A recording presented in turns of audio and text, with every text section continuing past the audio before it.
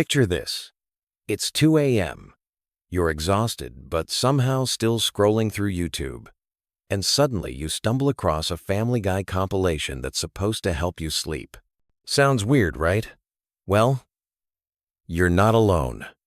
Millions of people have discovered that this chaotic animated sitcom has become the ultimate sleep aid.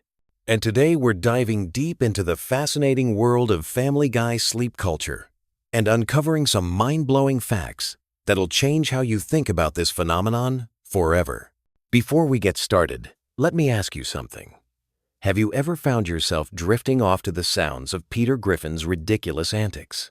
If so, you're part of a massive community that's turned what was meant to be comedy gold into the perfect bedtime soundtrack. And trust me, by the end of this video, you'll understand exactly why this works so well and discover some incredible secrets about the show that even die-hard fans don't know.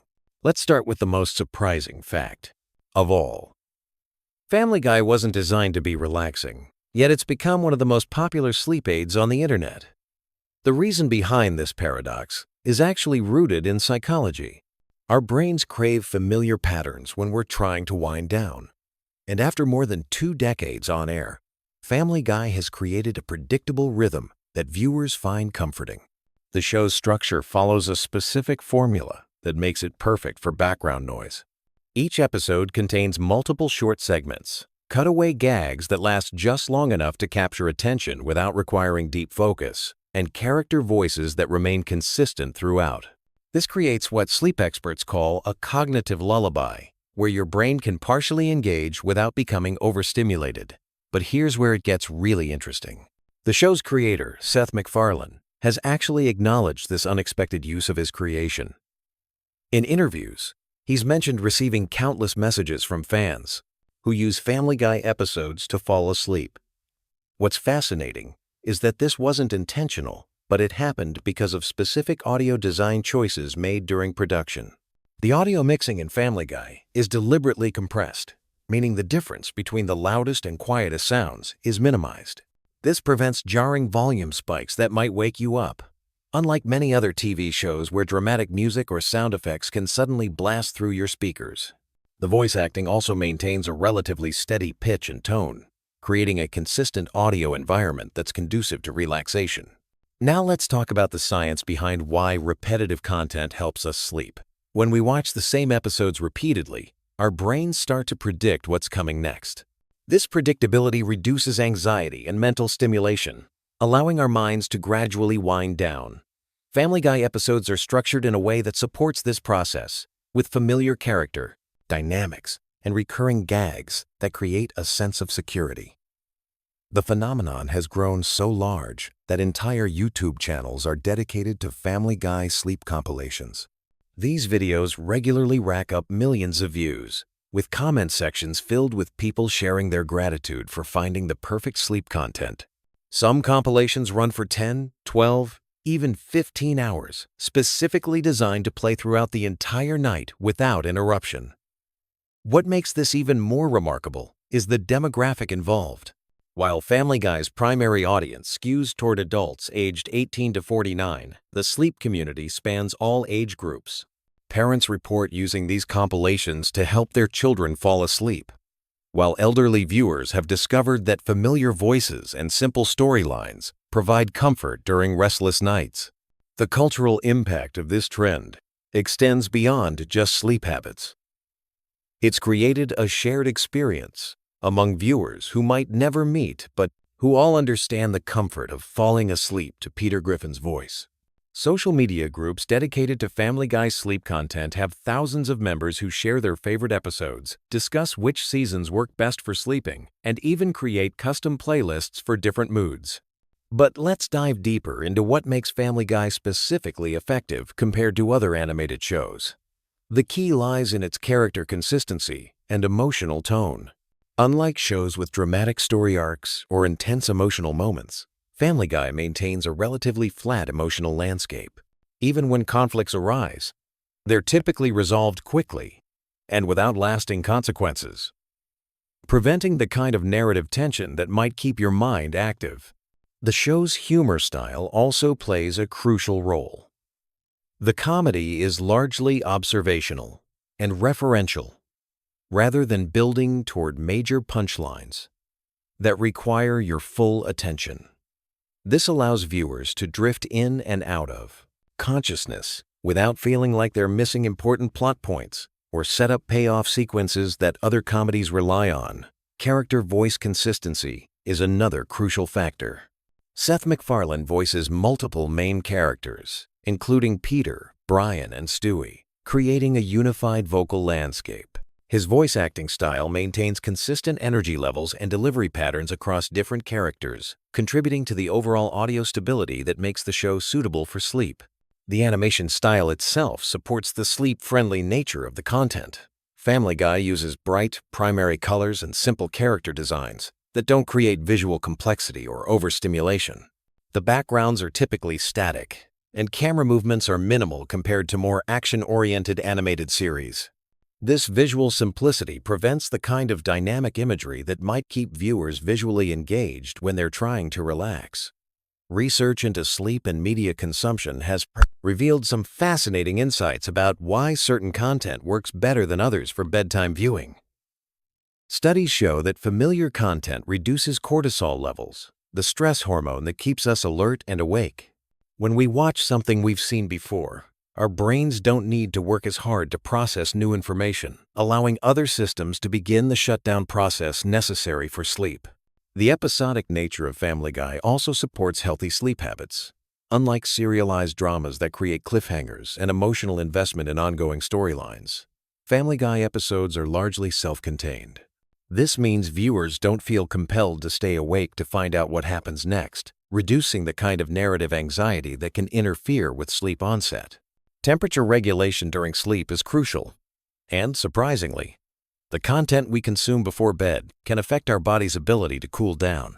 Family Guy's predictable pacing and familiar content help maintain steady heart rate and breathing patterns, supporting the natural temperature drop that signals our bodies it's time to sleep. The show's approach to conflict resolution also contributes to its sleep-friendly qualities. Most episodes follow a pattern where problems are introduced and resolved within 22 minutes, creating a sense of completion and closure that helps viewers feel satisfied and ready to rest. This is dramatically different from shows that end episodes with unresolved tension or dramatic cliffhangers. Cultural references and pop culture jokes in Family Guy serve an interesting function for sleep viewers. Because many of these references are repeated across multiple episodes and seasons, they create layers of familiarity that deepen over time. Longtime viewers develop an almost subliminal recognition of these patterns, further enhancing the comfort and predictability that supports sleep. The timing of cutaway gags is another element that works in favor of sleep viewers. These brief tangential scenes typically last between 10 to 30 seconds, providing just enough variety to prevent complete monotony while maintaining the overall flow of familiar content. They're short enough that viewers who drift off won't miss significant plot development, but engaging enough to provide gentle mental stimulation for those still partially awake. Voice acting quality and consistency across the series is remarkable when you consider that Family Guy has been in production for over 20 years. The main voice actors have maintained their character voices with impressive consistency, creating an audio signature that remains recognizable and comforting across different seasons and episodes. This vocal stability is crucial for sleep content, as changes in voice quality or delivery style could be jarring enough to wake viewers. The show's musical approach also supports its effectiveness as sleep content. The background music is typically understated and doesn't compete with dialogue for attention. Musical cues are predictable and rarely feature sudden volume changes or jarring instrumental choices that might disrupt the relaxation process. Even the show's musical numbers, while entertaining, follow familiar structures that don't create unexpected audio experiences. Character development in Family Guy follows patterns that support its use as sleep content. Unlike shows where characters undergo significant growth or change, Family Guy characters remain relatively static in their personalities and behaviors. This consistency means viewers always know what to expect from each character, reducing the cognitive load required to follow character arcs or relationship developments. The pacing of dialogue delivery is another crucial element. Family Guy conversations typically maintain steady rhythms without the rapid-fire exchanges or dramatic pauses that characterize other comedy series. This consistent pacing helps maintain the audio environment that many viewers find conducive to sleep, providing gentle stimulation without sudden changes that might increase alertness. Production quality across different seasons has remained remarkably consistent, which is important for viewers who cycle through multiple episodes during sleep sessions. While animation techniques have evolved over the years, the core audio elements that make Family Guy effective for sleep have remained stable throughout the series' run. The global appeal of Family Guy as sleep content transcends cultural boundaries. International viewers report similar experiences with the show's sleep-inducing properties, even when watching dubbed versions in their native languages. This suggests that the fundamental structural elements that make the show effective for sleep are independent of specific cultural references or language-based humor. Streaming platform algorithms have recognized this usage pattern and now actively recommend Family Guy content to viewers who consume other sleep-related media. This has created a feedback loop where the show's sleep community continues to grow as more people discover its effectiveness through algorithmic suggestions. The economic impact of this trend is substantial. Streaming services have reported that Family Guy episodes generate billions of hours of viewing time, with a significant portion of that consumption happening during typical sleep hours. This has influenced licensing decisions and content acquisition strategies across multiple platforms. Medical professionals have begun studying the Family Guy sleep phenomenon as part of broader research into media-assisted sleep techniques. While not officially prescribed as a sleep aid, some sleep specialists acknowledge that for certain individuals, familiar comedic content can be part of a healthy bedtime routine when used appropriately. The community aspect of Family Guy sleep culture has created unique social connections. Online forums feature discussions about optimal episode selections, volume levels, and viewing setups specifically designed for sleep use. These communities provide support and advice for people struggling with insomnia or other sleep difficulties. Production decisions made decades ago continue to influence the show's effectiveness as sleep content today. Early episodes featured simpler audio mixing and more straightforward storylines that many sleep viewers prefer. This has led to interesting discussions about which seasons and episodes work best for different types of sleep needs. The psychological comfort provided by Family Guy's dysfunctional but ultimately loving family dynamic resonates with viewers seeking emotional stability before sleep. Despite the characters' many flaws and conflicts, the show consistently reinforces themes of family loyalty and unconditional acceptance that can provide emotional security during vulnerable sleep periods. As we wrap up this exploration of Family Guy's unexpected role as the internet's favorite sleep aid, it's clear that this phenomenon represents something much larger than just a quirky viewing habit. It demonstrates how content creators can accidentally tap into deep psychological needs, how communities form around shared experiences, and how familiar media can provide comfort in our increasingly chaotic world. Whether you're a longtime member of the Family Guy sleep community or someone who's never considered using animated sitcoms as a relaxation tool, this trend offers fascinating insights into human psychology, media consumption, and the unexpected ways we find peace in our daily lives. The next time you're struggling to fall asleep, you might want to give those Family Guy compilations a try.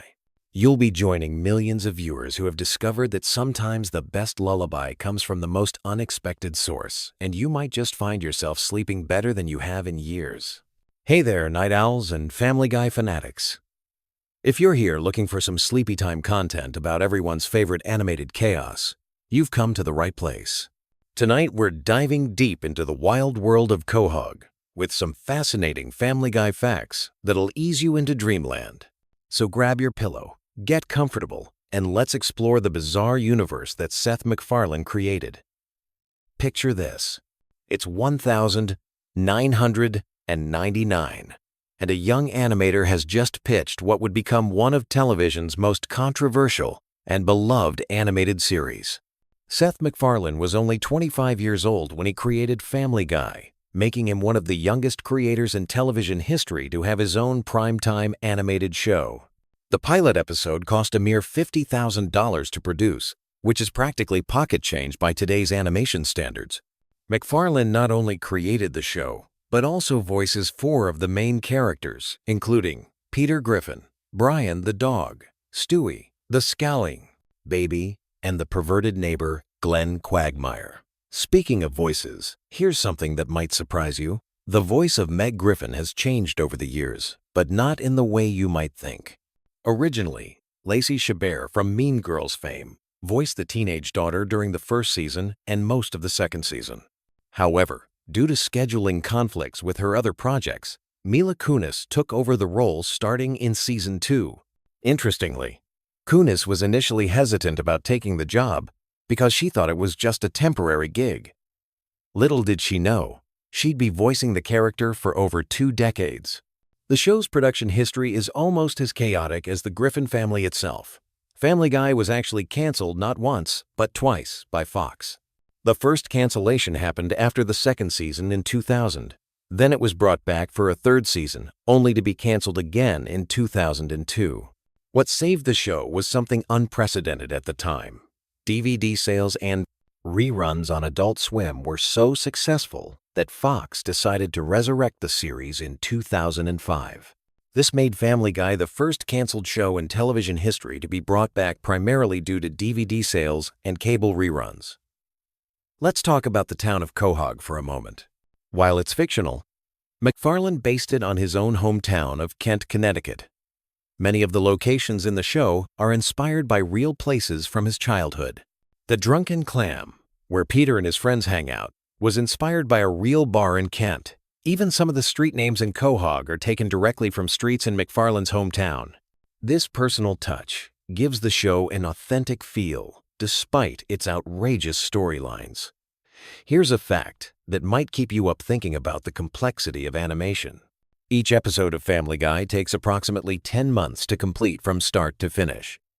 The process begins with the writers creating the script, which can take several weeks. Then comes the voice, recording, followed by animatic creation, character design, background painting, and finally, animation. A single 22-minute episode requires approximately 15,000 individual drawings. That's nearly 700 drawings per minute of finished animation. Brian the dog is arguably one of the most complex characters in animation history. He's an intellectual who drinks martinis, writes novels, and has strong political opinions. But here's something fascinating about his character development. McFarlane originally intended for Brian to be more of a traditional pet character, but as the show progressed, Brian became increasingly humanized. The character serves as McFarlane's voice for political commentary and social criticism. Brian's pretentious personality and liberal viewpoints often reflect McFarlane's own beliefs, making the dog essentially the creator's animated alter ego. The show's cutaway gags, those random flashback scenes that have nothing to do with the main plot, were inspired by McFarlane's love of classic comedy. He drew inspiration from shows like The Carol Burnett Show and Saturday Night Live. These cutaways became one of Family Guy's most distinctive features, allowing the writers to include jokes and references that wouldn't fit into the main storyline. Some episodes contain up to 15 different cutaway gags, each requiring its own mini-production cycle. Stewie Griffin's character underwent one of the most dramatic transformations in television history. In the early seasons, Stewie was portrayed as an evil genius baby bent on world domination and matricide. His primary goal was killing his mother, Lois. However, as the series progressed, the writers shifted his character toward being more flamboyantly gay and less homicidal. This transformation wasn't planned from the beginning, but evolved naturally as the writers discovered what worked best for the character's comedy potential. The show's musical numbers deserve special recognition. McFarlane, who studied animation at the Rhode Island School of Design, is also an accomplished singer and musician. Many of Family Guy's musical sequences showcase his talents, particularly the big band and jazz numbers. The episode Road to Rhode Island featured a musical number that was so well received it spawned an entire series of road episodes pairing Brian and Stewie together.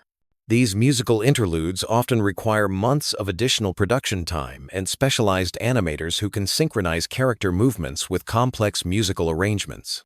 Here's something about the show's writing process that's quite remarkable. The Family Guy writers' room operates differently from most television shows.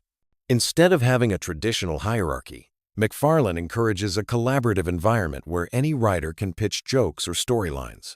The writers often compete to see who can come up with the most outrageous or offensive joke, pushing the boundaries of what's acceptable on television. This competitive atmosphere has resulted in some of the show's most memorable and controversial moments. The character of Peter Griffin was originally going to be named Justin Peter Griffin, but MacFarlane shortened it to just Peter. The character's appearance and personality were inspired by a security guard MacFarlane knew at his college. Peter's distinctive laugh, that wheezing giggle that fans love or hate, was actually improvised by MacFarlane during early recording sessions. The laugh became so popular with the production team that they decided to make it a permanent part of the character. Cleveland Brown, Peter's neighbor and friend, was given his own spin-off show called The Cleveland Show, which ran for 4 seasons from 2009 to 2013. Interestingly, the character was created as a way to add diversity to the main cast, but MacFarlane has admitted that writing for Cleveland was challenging because he didn't want to rely on racial stereotypes for humor. The character's calm, measured personality served as a counterbalance to Peter's chaotic energy. The show's animation style has evolved significantly over the years. Early episodes had a more rough, hand-drawn quality that reflected the show's limited budget. As the series became more successful, the animation became more polished and computer-assisted. However, MacFarlane insisted on maintaining certain stylistic choices, like the character's simple designs and limited color palette, to preserve the show's original charm. Family Guy has featured an impressive roster of celebrity guest stars over the years. These appearances range from brief cameos to full character roles. What's interesting is that many celebrities specifically request to appear on the show because of its cultural impact. The writers often create characters specifically tailored to the guest star's personality or public image, resulting in some surprisingly authentic performances. The show's controversial content has led to numerous censorship battles with network executives and standards departments. MacFarlane has stated in interviews that approximately 10% of each script gets cut or modified due to content concerns. Some jokes that are deemed too offensive are replaced with alternate versions, while others are moved to the DVD releases as deleted scenes. This constant push and pull between creative freedom and broadcast standards has actually improved the show's writing, forcing the creators to be more clever with their humor.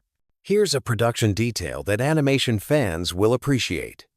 Family Guy uses a technique called limited animation, which means characters are drawn with simplified movements to save time and money. However, the show occasionally breaks this rule for special sequences, particularly musical numbers or action scenes. These moments of full animation stand out dramatically and create a more cinematic feel. The Griffin family house has become iconic in its own right. The interior layout has remained remarkably consistent throughout the series, which is unusual for animated shows. Most animated series change room layouts as needed for specific jokes or storylines, but Family Guy maintains architectural continuity. The house was designed to feel like a real middle-class American home, complete with believable room proportions and logical furniture placement. Quagmire's character represents one of the show's most problematic elements, but also demonstrates MacFarlane's willingness to explore uncomfortable territory for comedy. The character's predatory behavior toward women would be completely unacceptable in live action, but the animated format allows the show to examine toxic masculinity through exaggeration and absurdity. It's a delicate balance that doesn't always work, but it shows the unique possibilities of animated comedy. The show's timeline is intentionally confusing and contradictory. Characters reference current events and pop culture from different decades within the same episode. This temporal flexibility allows the writers to make jokes about any topic regardless of when it occurred. Stewie remains a baby despite the series spanning over 20 years, and other characters don't age either. This suspended animation of time keeps the show perpetually contemporary. Family Guy's influence on internet culture cannot be overstated. The show was one of the first television series to embrace meme culture, with countless clips and quotes becoming viral sensations. The cutaway gags are perfectly suited for short-form internet content, and many viewers discover the show through social media clips rather than traditional television viewing. The voice acting process for Family Guy is quite different from other animated shows. Most animated series record voices individually, but Family Guy often records multiple actors together to capture natural conversation rhythms. This technique results in more spontaneous performances and allows for improvisation that wouldn't be possible with solo recording sessions. MacFarlane has stated that he originally intended Family Guy to run for only a few seasons, but the show's success has extended its life far beyond his initial vision.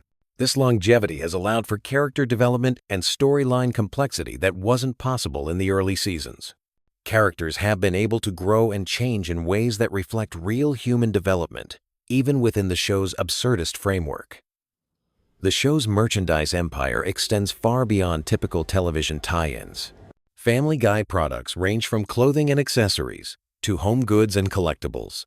The Stewie Griffin character alone has spawned hundreds of different products, making him one of the most marketable animated characters of the 21st century. As we drift towards sleep, it's worth reflecting on how Family Guy changed television animation forever. The show proved that adult-oriented animated comedy could be successful in prime time, paving the way for shows like American Dad, Bob's Burgers, and Rick and Morty. Its irreverent humor and willingness to tackle controversial subjects opened doors for creative freedom that didn't exist before. The Griffin family may be dysfunctional, chaotic, and often morally questionable, but they've provided millions of viewers with laughter, comfort, and escapism. Whether you love them or hate them, they've become part of our cultural landscape, a shared reference point that brings people together through humor. So, as you close your eyes tonight, maybe you'll dream of Quahog, where dogs can talk, babies can build time machines, and anything is possible. Sweet dreams.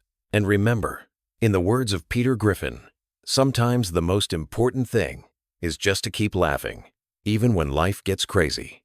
Sleep well, Family Guy fans. Tomorrow is another day in the wonderful world of animation, full of new jokes, new characters, and new reasons to appreciate the art of storytelling through laughter. Good night, and thanks for joining us on this journey through the facts and trivia of one of television's most enduring animated families. Hey there, night owls and Family Guy fanatics. Before you drift off to dreamland, let me take you on a journey through the twisted world of Quahog and its unforgettable residents. Tonight we're diving deep into the most beloved and despised characters from Seth MacFarlane's animated masterpiece. So grab your favorite pillow, get comfortable, and let's explore the wild personalities that have kept us laughing and cringing for over 2 decades. Picture this: a small Rhode Island town where a talking baby plots world domination. A paralyzed cop remains the voice of reason, and a dog walks upright while nursing his literary pretensions. This is the bizarre universe of Family Guy, where moral compasses spin wildly and character development takes unexpected turns. Some residents of Quahog have captured our hearts with their quirky charm, while others have become the targets of fan frustration and outright hatred. What makes a Family Guy character lovable versus loathsome? Is it their moral fiber, their comedic timing, or simply how much chaos they create? As we journey through this character analysis, you'll discover why certain personalities have endured as fan favorites, while others have fallen from grace, becoming symbols of everything wrong with the show's direction. Let's begin our exploration with Joe Swanson, a character who stands out like a beacon of decency in an ocean of dysfunction. In a show filled with morally questionable individuals, Joe represents something genuinely admirable. Despite being confined to a wheelchair, he never allows his disability to define his worth or limit his capabilities as a police officer. His determination and positive attitude shine through even in the darkest episodes. What makes Joe so endearing is his refusal to play the victim. Instead of wallowing in self-pity, he embraces his condition with humor and grace. The self-deprecating jokes about his wheelchair become running gags that work precisely because Joe himself doesn't view his disability as a weakness. He's shown time and again that physical limitations cannot diminish his strength, courage, or effectiveness as both an officer and a friend. Remember that powerful episode where Joe temporarily regained the use of his legs? The transformation was startling. Power corrupted him almost instantly, turning our beloved reasonable Joe into an insufferable, cocky version of himself. It took his friends literally breaking his legs again to restore the Joe we knew and loved. This storyline brilliantly demonstrated that Joe's wheelchair wasn't a limitation, but rather an integral part of what made him special. Joe's genuine kindness shines through in his interactions with others, particularly in how he handles Meg's crush on him. Rather than humiliating her or making the situation awkward, he lets her down gently, showing the consideration and maturity that separates him from his less evolved friends. His relationship with Bonnie may have its challenges, but Joe consistently approaches their problems with patience and understanding. The contrast becomes stark when we examine Chris Griffin, who represents the opposite end of the likability spectrum. Chris has undergone one of the most disappointing character transformations in the series. What began as an awkward but relatably sweet teenager has devolved into something far more disturbing. His evolution from lovable oddball to creepy, perverted dunce has left many fans wondering what happened to the Chris they once enjoyed. Early Chris possessed an innocent goofiness that made his mistakes forgivable. He was weird, sure, but in an endearing way that reminded viewers of their own awkward teenage years. However, as seasons progressed, the writers seemed to drain all charm from his character, replacing it with increasingly disturbing behavior patterns that mirror his father's worst traits without any of the redeeming humor. The breaking point for many fans came during this episode where Chris's response to bullying involved kidnapping Stewie and locking him in a backpack. This wasn't just stupid or misguided. It revealed a genuinely sociopathic streak that made him irredeemably unlikable. His willingness to exploit and harm others for personal gain became a recurring theme that alienated viewers who had once rooted for him. Chris's artistic talents offered glimpses of potential depth, but the writers consistently chose to ignore these opportunities in favor of cheap, gross-out humor. Instead of developing his creative side, they reduced him to a walking masturbation joke, with no growth, no development, and no apparent purpose beyond making audiences uncomfortable. On the complete opposite end of the spectrum, we find Adam West, the delightfully unhinged mayor of Quahog. West represents everything wonderful about Family Guy's absurdist humor. His complete disconnection from reality, combined with his earnest delivery of utterly ridiculous statements, creates comedy gold that never feels forced or artificial. What makes Mayor West so beloved is his authentic insanity. Unlike other characters whose crazy behavior feels calculated or mean-spirited, West's lunacy comes from a place of genuine confusion about how the world works. His attempts to gain superpowers by visiting toxic waste dumps or his confusion about basic concepts like public transportation create moments of pure comedic brilliance. The beauty of Adam West lies in his unpredictability.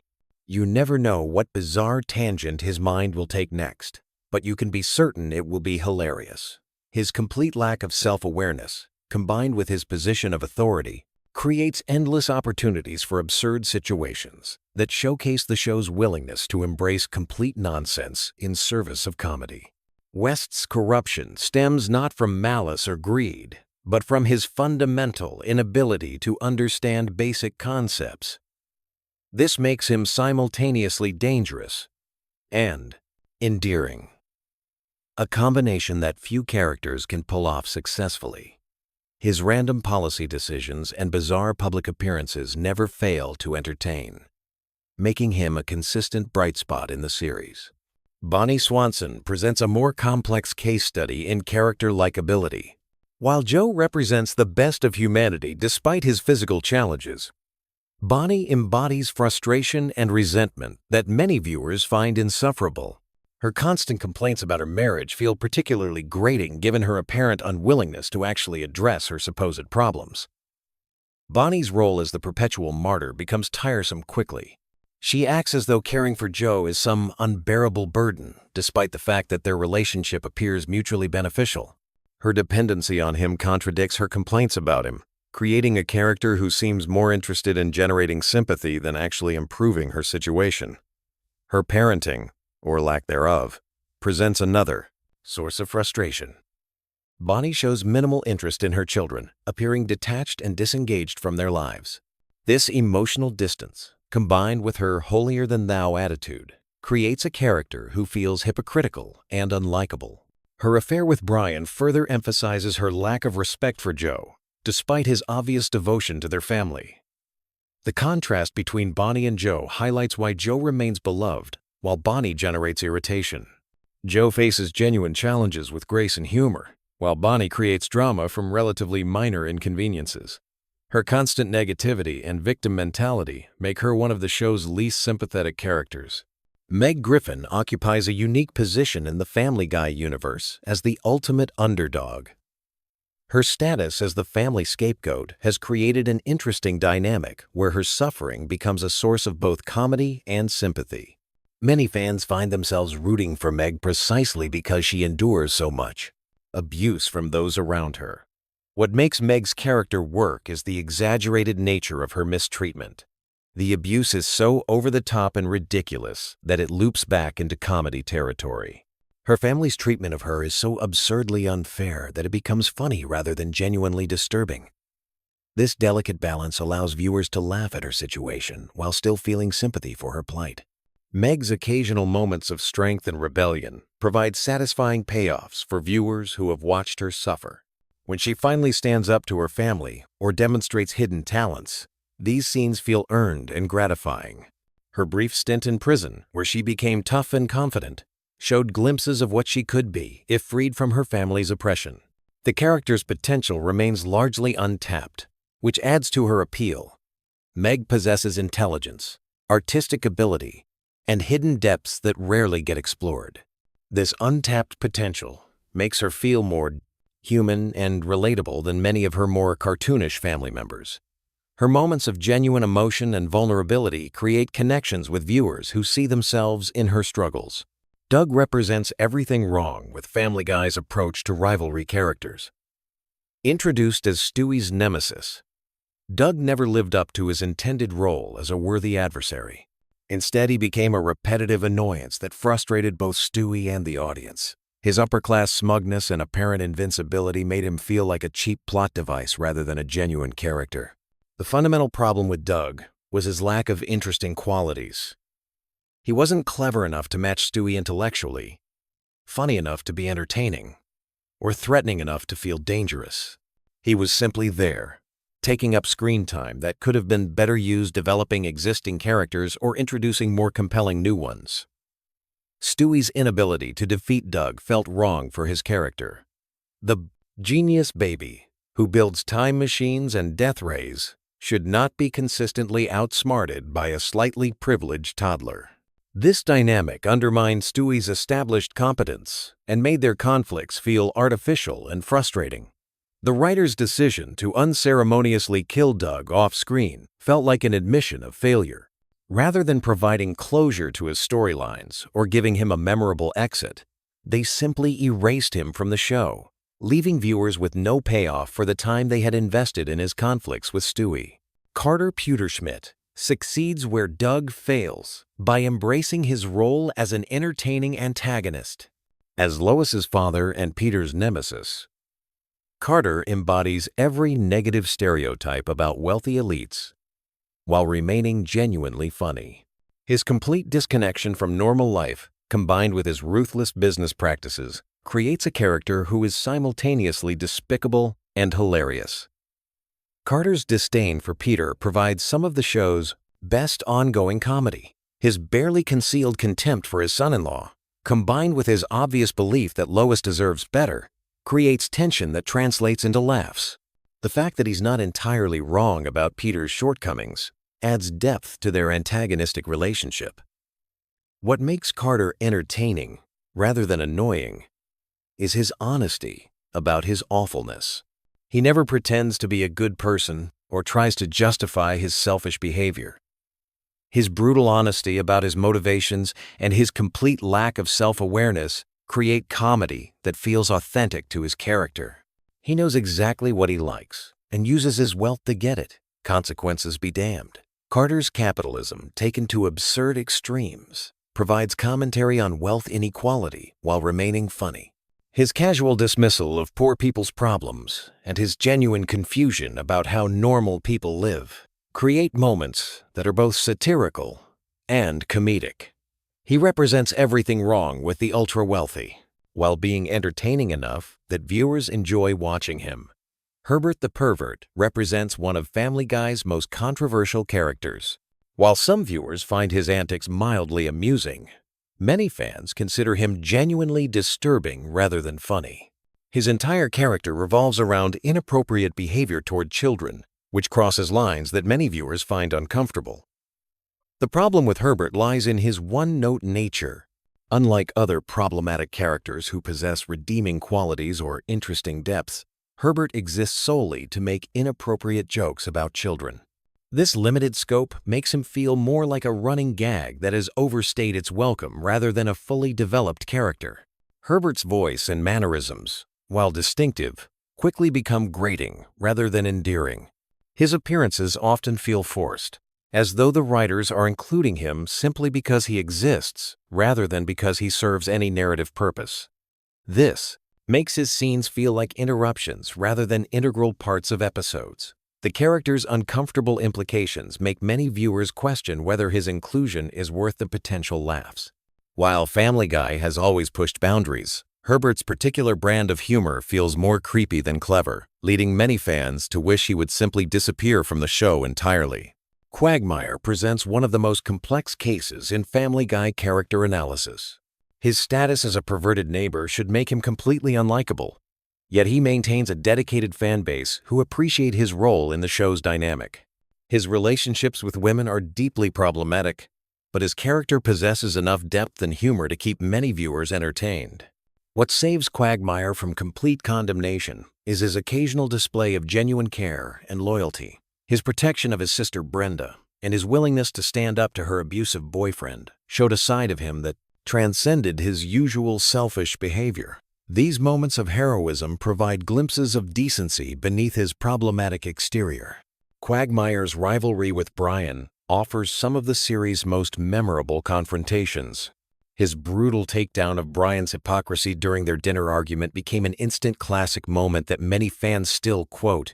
His ability to see through Brian's pretentious facade and call him out directly resonated with viewers who had grown tired of Brian's self-righteousness. The character's backstory adds layers that make him more than just a one-dimensional pervert. His complicated relationship with his father Ida and his genuine care for his cats reveal aspects of his personality that contradict his surface-level characterization. These contradictions make him feel more human and complex than many other characters.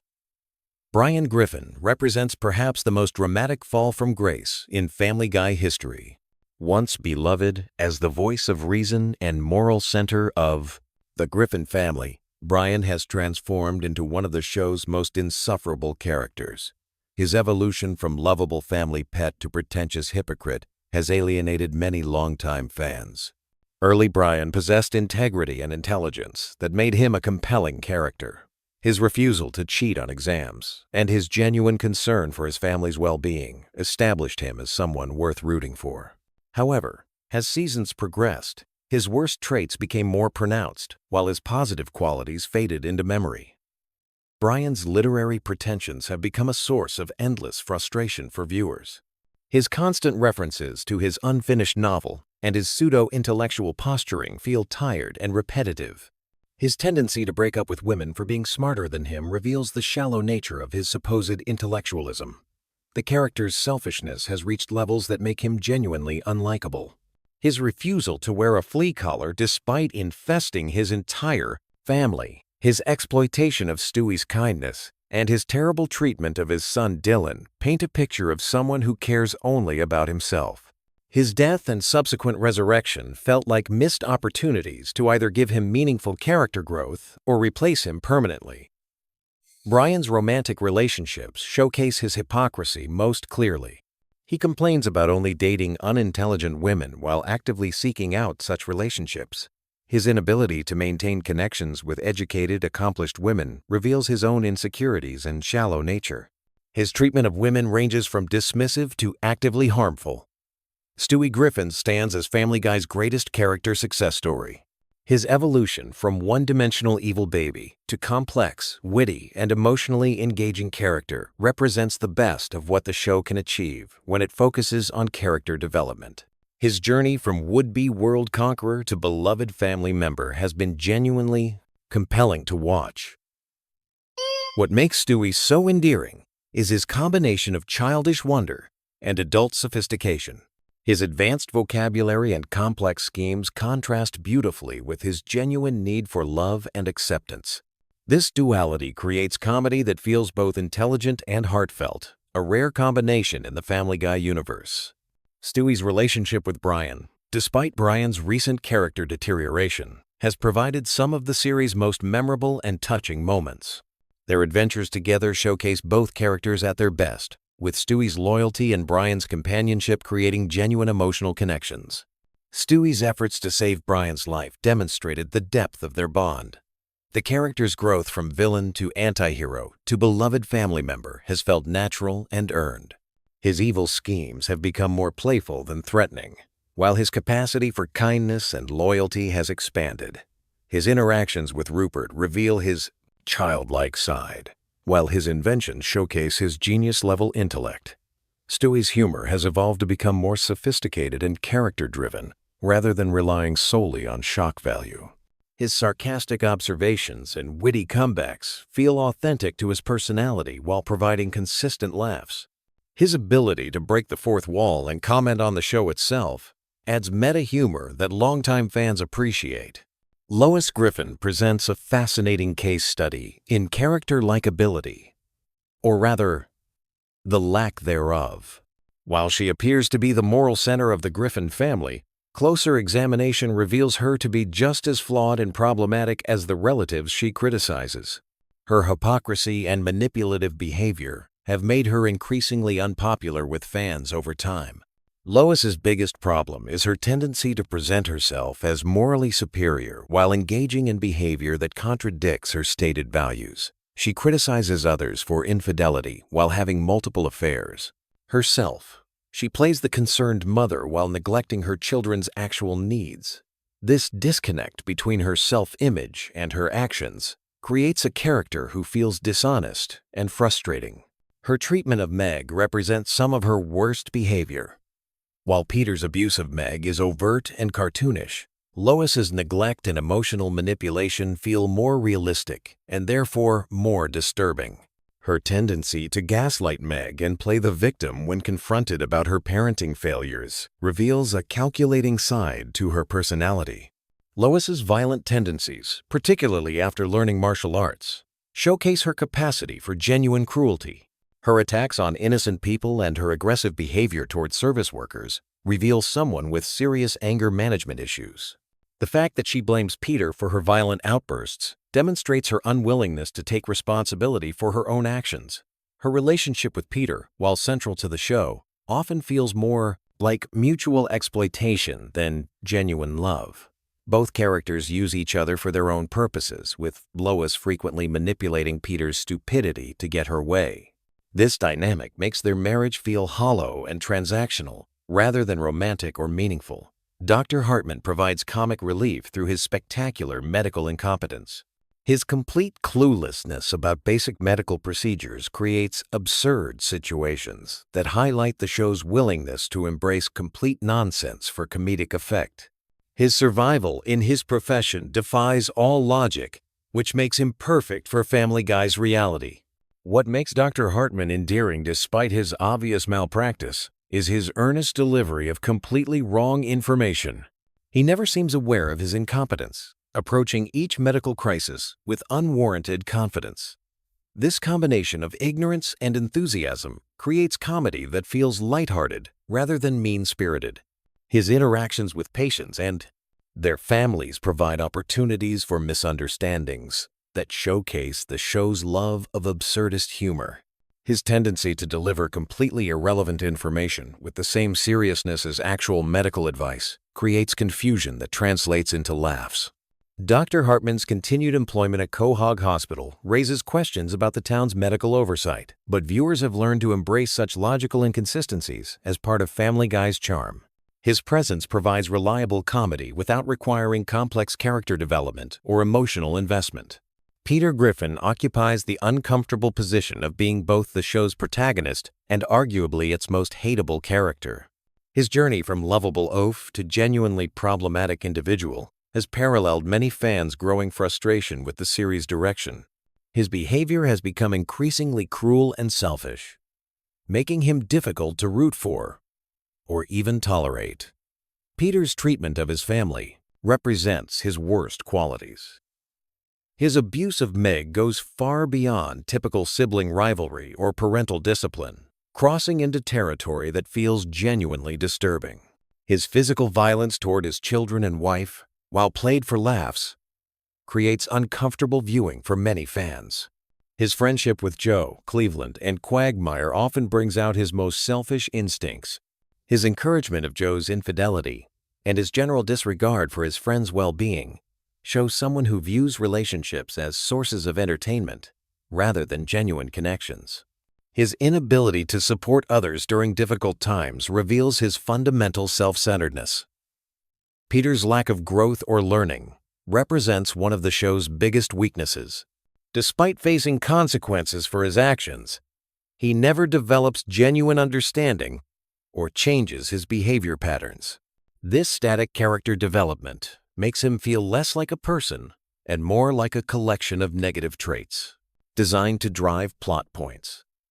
His role as father figure is particularly problematic, as his children are forced to navigate their development despite, rather than because, of his influence.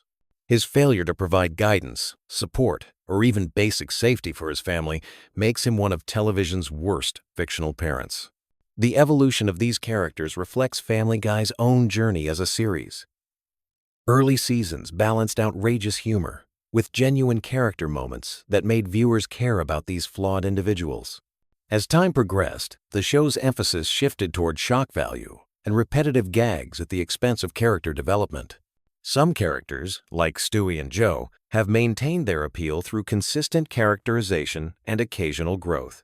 Others, like Brian and Chris, have suffered from writers who seemed more interested in exploiting their worst traits than exploring their potential for development.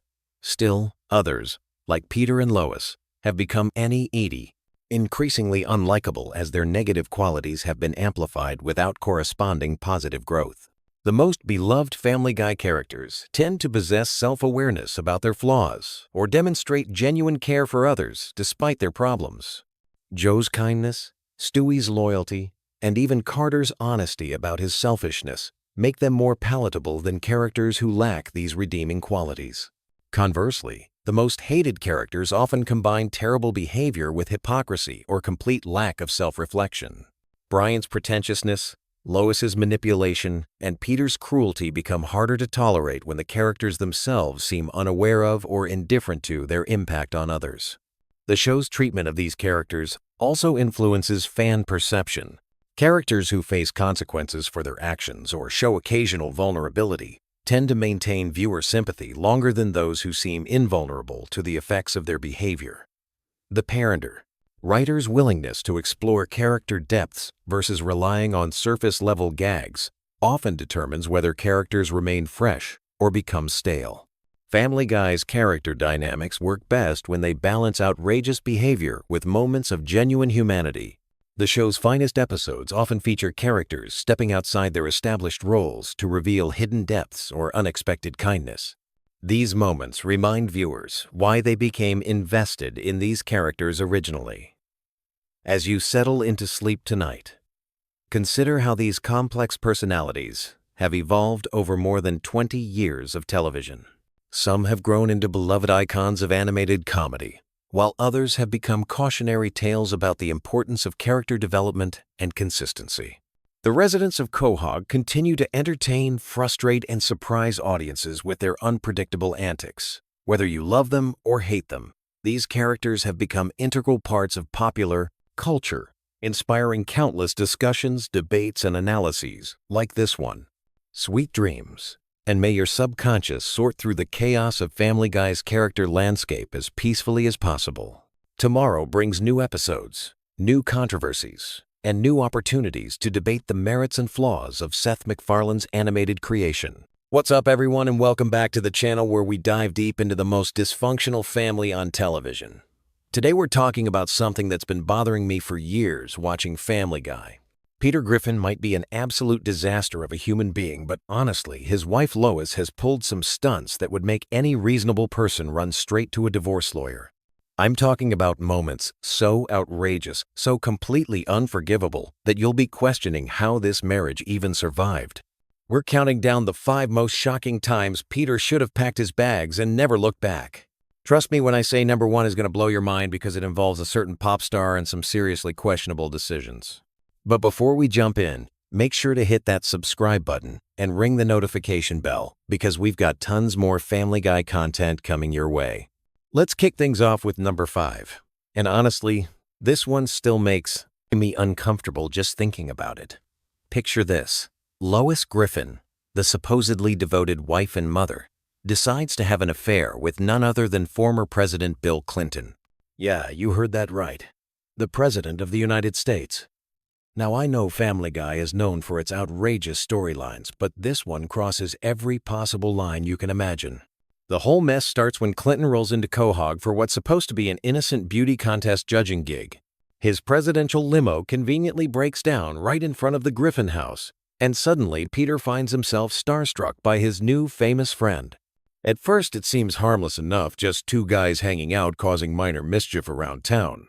But then Lois discovers Peter looking absolutely terrible the next morning, and she is not having it, especially when she finds out he brought home a random pig from their adventures. Now, here's where any normal person would just have a conversation with their pig spouse about boundaries and responsibility. But Lois Griffin is not normal people. Instead of talking to Peter directly, she marches herself over to Clinton's hotel room to give the former president a piece of her mind about corrupting her husband. Big mistake. And I mean astronomically huge mistake. Because the next thing you know, she's completely fallen for Clinton's legendary charm. The situation goes from bad to absolutely catastrophic when Peter walks in to find his wife in bed with the president. Can you even imagine that moment? The betrayal, the shock, the complete destruction of everything you thought you knew about your marriage.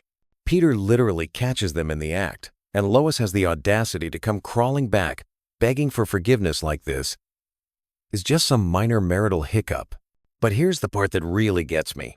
Instead of demanding answers or showing any kind of backbone, Peter just accepts her pathetic excuse and even agrees to her twisted proposal that he can sleep with anyone he wants to get even. The whole situation is so messed up that even when Peter chooses to get revenge with Lois's own mother, the moral compass of this family is just completely broken. What makes this even worse is that this isn't just about physical betrayal, it's about the complete lack of respect Lois shows for her marriage and family. She throws away decades of marriage for a quick fling with a politician and somehow expects everything to just go back to normal. Any self-respecting person would have walked away right then and there, but not Peter Griffin. Moving on to number 4, and this one might actually be worse, because it involves someone who should be completely off limits. Meg's teenage boyfriend, Anthony. Now, I know what you're thinking. Meg actually managed to get a boyfriend. That's shocking enough on its own, but what Lois does next is absolutely unforgivable and frankly pretty disturbing. Anthony seems like a decent kid, probably the first normal person to show any interest in Meg ever. Peter and Lois are initially thrilled that their daughter finally found someone. But then Anthony makes one innocent compliment about Lois looking like a movie star, and suddenly she's acting like a predator stalking her prey. The whole thing starts innocently enough with Lois just feeling flattered by the attention, but then she completely loses her mind and starts fantasizing about this underage kid. We're talking about a grown woman in her 40s getting worked up over a teenage boy who's dating her own daughter. The levels of wrong here are just astronomical, and it gets so much worse. Lois doesn't just fantasize, she takes action. She literally creates a schedule showing when Peter will be out of the house and when she'll be available. She hands this to a minor, along with details about her personal life that no teenager should ever know about.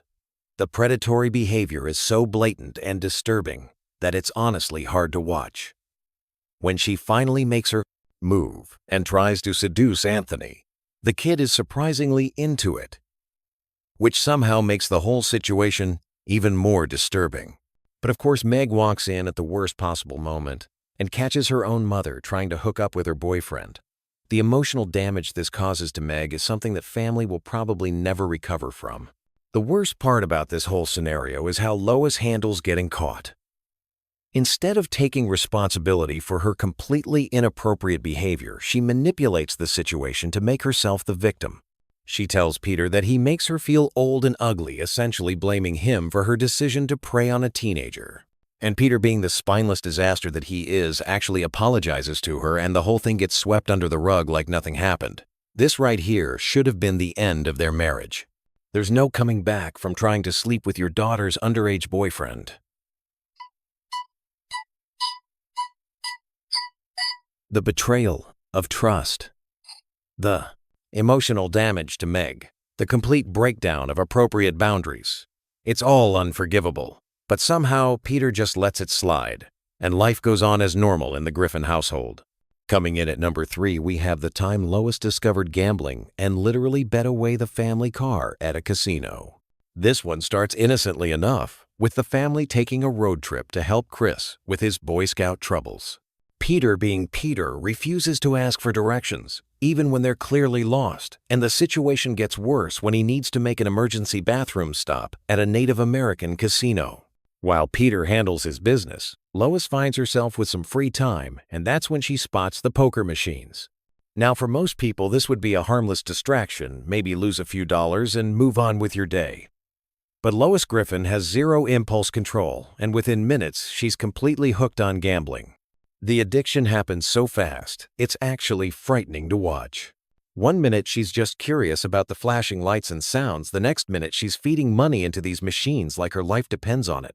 Peter literally has to drag her away from the gambling floor when it's time to leave, but the damage is already done. Lois has caught the gambling bug, and it's about to destroy everything.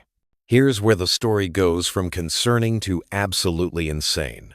While Peter is distracted, Lois manages to lose the family car in a poker game. She literally gambles away their primary means of transportation, stranding the entire family at a casino in the middle of nowhere. The level of irresponsibility and selfishness it takes to make that kind of decision is just staggering. Peter ends up having to pretend to be Native American and spend a night hungry in the forest just to win back their car through some ridiculous tribal challenge. The fact that he actually pulls this off is a miracle, but that doesn't excuse what Lois did. She put her entire family at risk because she couldn't control herself around some flashing lights and the sound of coins dropping. The gambling addiction reveals something really dark about Lois's character. She's willing to sacrifice her family's security and well-being for the temporary thrill of potentially winning money. This isn't just a momentary lapse in judgment. It's a fundamental character flaw that shows she can't be trusted with important decisions. Any reasonable person would have serious doubts about continuing a marriage with someone who would gamble away the family car on a whim. What makes this even more frustrating is that there are no real consequences for Lois's actions. Peter saves the day, gets the car back, and they all go home like nothing happened. There's no discussion about gambling addiction, no acknowledgement of how her behavior could have left them stranded, no recognition that this kind of impulse control problem might be a serious issue in their marriage. Now we're getting to the really disturbing stuff, with number 2, where Lois reads one book about minimalism and completely loses her mind in the most destructive way possible. This episode perfectly captures how Lois tends to take any new idea and push it to absolutely insane extremes without any regard for how it affects her family. The whole disaster starts when Lois discovers a book about decluttering and minimalism. The basic concept is pretty reasonable: getting rid of unnecessary stuff to focus on what truly brings you joy. Most people would maybe clean out a closet or donate some old clothes, but not Lois Griffin. She decides that minimalism means literally throwing away everything and everyone in her life that doesn't spark immediate happiness. The author of this minimalism book claims to have learned these revolutionary insights by meditating on a bridge in Asia, which should have been a red flag that this isn't exactly scientific advice. But Lois is so desperate to find meaning in her life that she latches onto this philosophy like it's going to solve all her problems. What starts as organizing and decluttering quickly escalates to Lois throwing away family belongings without permission. She's making unilateral decisions about what brings the family joy, completely ignoring everyone else's feelings and attachments to their possessions. The lack of consideration for her family's feelings and the authoritarian way she starts controlling everyone's lives is just incredibly toxic. But then Lois takes it to the ultimate extreme and decides that her own family doesn't bring her enough joy, so she kicks them out of the house. Peter, Chris, Meg, Brian, and Stewie all end up living in a storage unit while Lois enjoys her empty minimalist paradise. Can you imagine throwing your own children out of their home because a self-help book told you to focus on joy? This is abandonment of the highest order. The situation gets even more surreal when Lois decides that she herself is clutter and needs to be thrown away. She literally abandons her family completely, leaving behind only a vague note before disappearing entirely. Her husband and children have no idea where she is or if she's even alive. This level of selfish behavior goes way beyond any normal marital problems.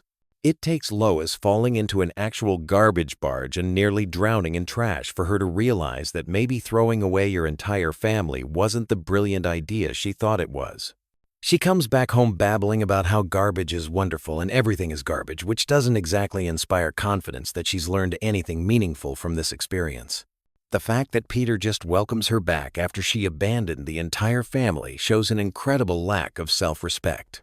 Lois literally threw away her marriage and her children because a book told her to focus on joy, and somehow that's just something they all moved past, like it was a minor disagreement about dinner plans. Finally, we reach number 1, and this is the most disturbing example of all. Lois has a midlife crisis meltdown and ends up trying to seduce Justin Bieber, who at the time was clearly underage.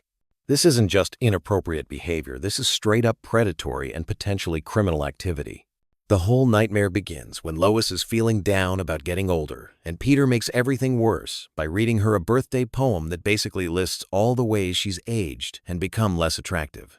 Now granted, Peter's poem is incredibly insensitive and hurtful, but that doesn't justify what Lois does next.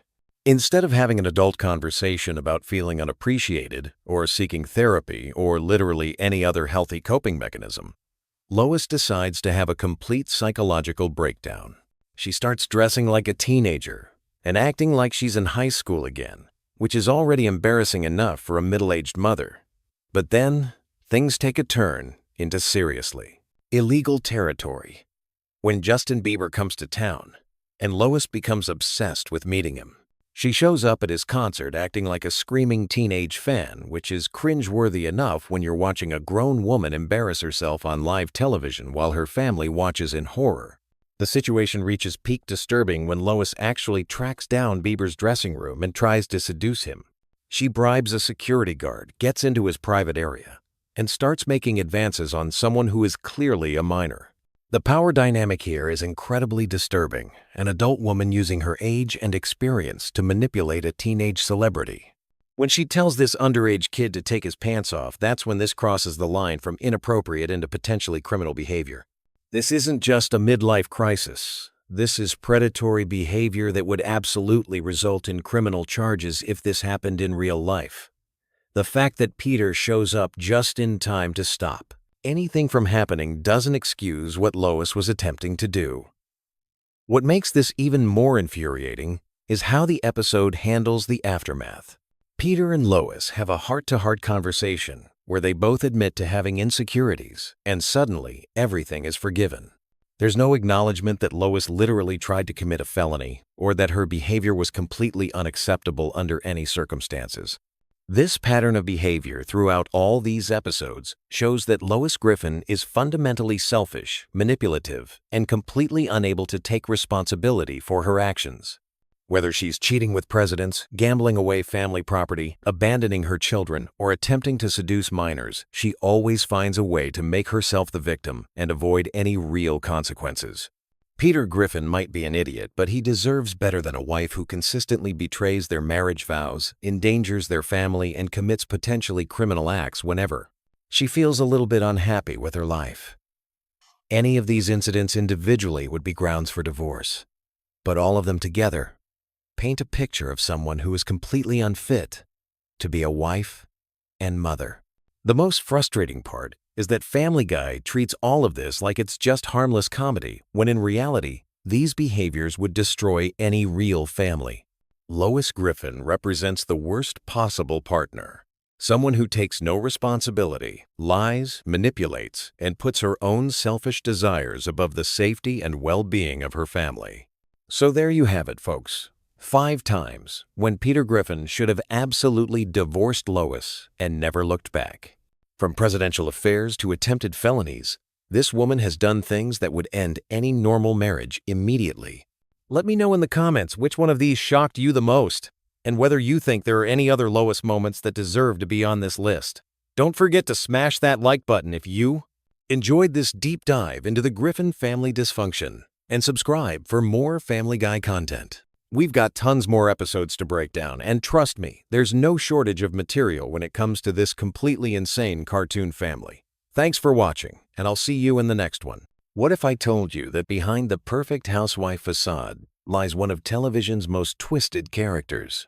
The woman you think you know as the voice of reason in the Griffin household has actually murdered multiple people, cheated on her husband at least 12 times, and may have given birth to a child who isn't even his. This is the untold story of Lois Griffin, and trust me, it's darker than you ever imagined. Most people see Lois as the long-suffering wife who somehow tolerates Peter's antics while keeping their chaotic family together. But that's exactly what she wants you to think. The reality is that Lois Griffin has one of the most disturbing character arcs in animated television, filled with secrets that would make even the most hardened criminal blush. From her privileged upbringing to her descent into madness, every chapter of her life reveals new layers of dysfunction that will completely change how you see this seemingly innocent character. Let me take you back to where it all began. Lois wasn't always a Griffin. She was born Lois Pewterschmidt into one of the most powerful and dysfunctional families on the East Coast. Picture this: a sprawling mansion in Newport, Rhode Island, where money flowed like water, but emotional warmth was as rare as honest politicians.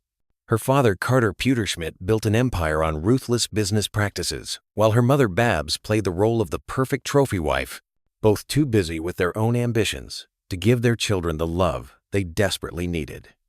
But here's where the story takes its first dark turn. Lois had a brother named Patrick, and this family secret will haunt you. As a young child, Patrick witnessed something so traumatic involving his mother that it broke his mind completely. Carter's solution wasn't therapy or family healing. He had his own son shipped off to a mental institution and erased from family history like he never existed. This wasn't just neglect.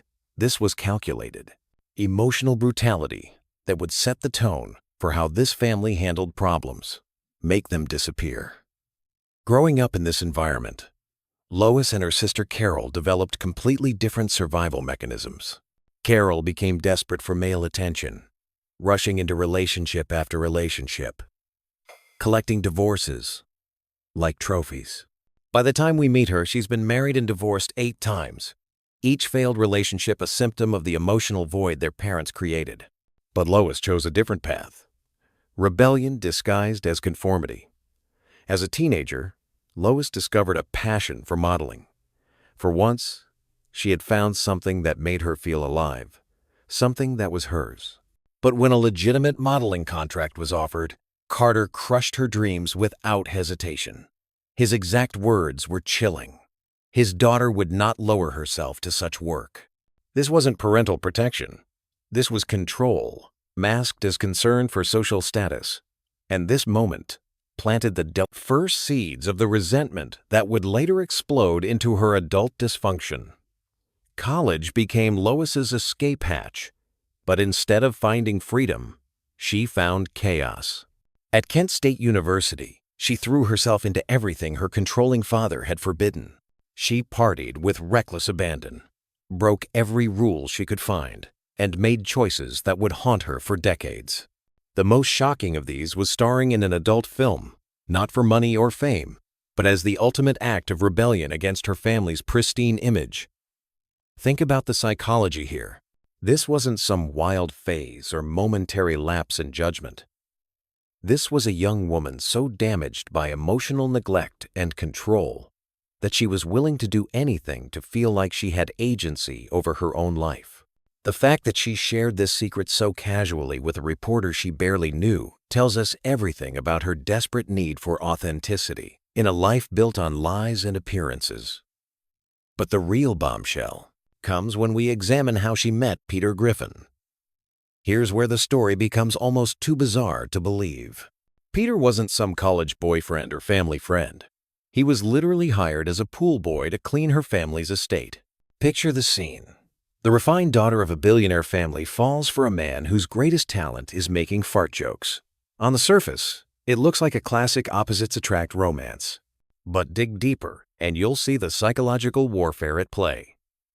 Lois choosing Peter wasn't love at first sight. It was the nuclear option in her war against her father's expectations. Carter had controlled every aspect of her life, from her career choices to her social circle. So she chose the one person guaranteed to horrify him, a working-class man with zero social graces and fewer brain cells. This wasn't romance. This was revenge, with wedding vows. When Carter discovered their relationship, his reaction was swift and brutal. He had Peter knocked, unconscious and dumped in the middle of the ocean like some kind of mob hit. But Peter survived, and here's where things get interesting. Carter then offered Peter $1 million to walk away forever. Peter's response reveals something crucial about their dynamic. He turned down the money, claiming Lois was worth more to him than cash. But his exact words were telling. He said she was worthless to him, which is why he loved her. This wasn't the romantic declaration it appeared to be. This was two damaged people finding each other through mutual dysfunction. Peter saw in Lois someone who wouldn't judge his failures because she was running from her own. Lois saw in Peter the ultimate weapon against her family's suffocating expectations. Their love story wasn't built on compatibility or shared values. It was built on shared rebellion against the lives they were supposed to live. The cracks in this foundation became obvious almost immediately. When they tried to start fresh, after college, they broke up. Lois got engaged to Tom Tucker, a much more logical choice that her family approved of.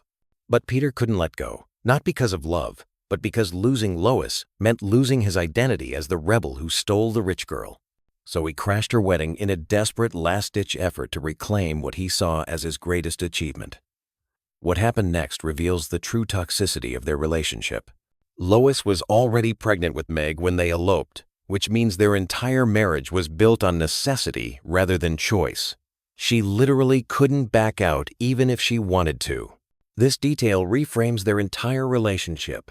Every fight, every moment of dysfunction, every terrible decision can be traced back to this moment when two people trapped themselves in a marriage neither really wanted. Parenthood didn't fix their problems. It amplified them exponentially. Their first instinct as new parents was to abandon Meg at a fire station.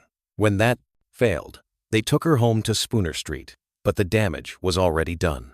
This child represented everything wrong with their relationship. Unplanned, unwanted, and a constant reminder of the life neither had chosen. As more children arrived, Lois's parenting style became increasingly unhinged. With Meg, she started as a protective mother, but gradually became cruel and dismissive.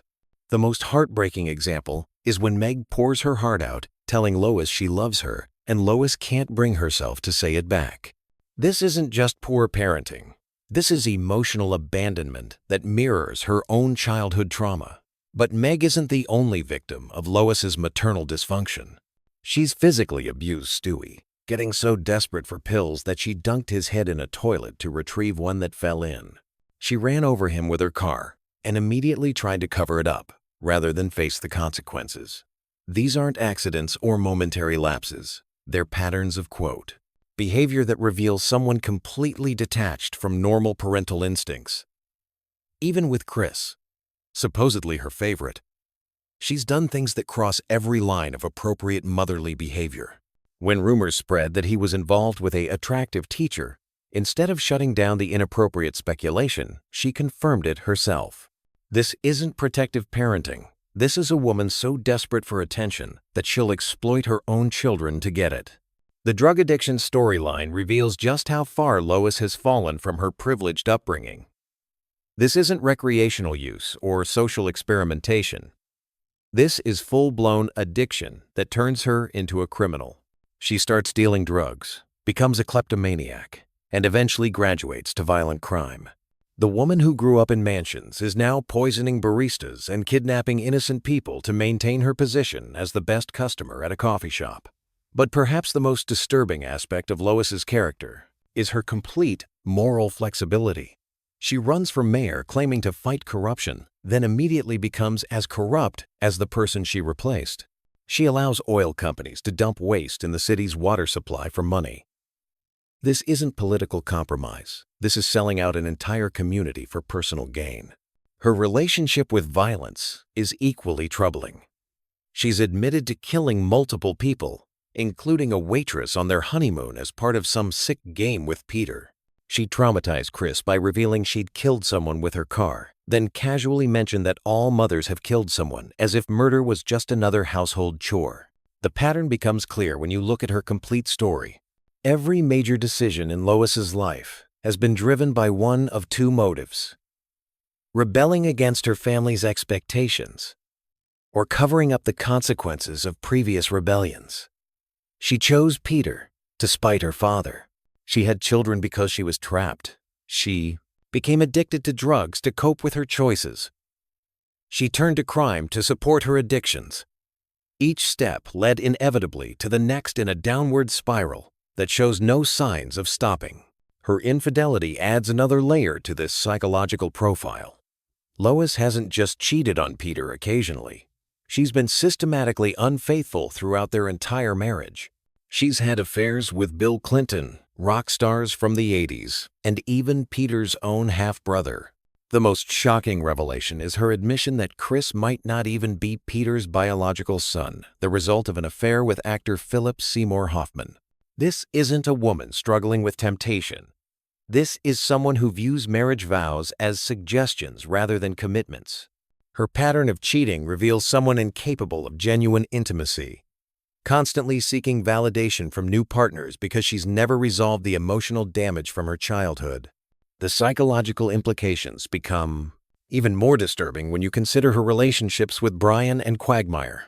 Both men have been obsessed with her for years, and in alternate timelines, she's married both of them. This suggests that her appeal isn't based on genuine connection, but on some kind of emotional unavailability that draws damaged men to her like moths to a flame.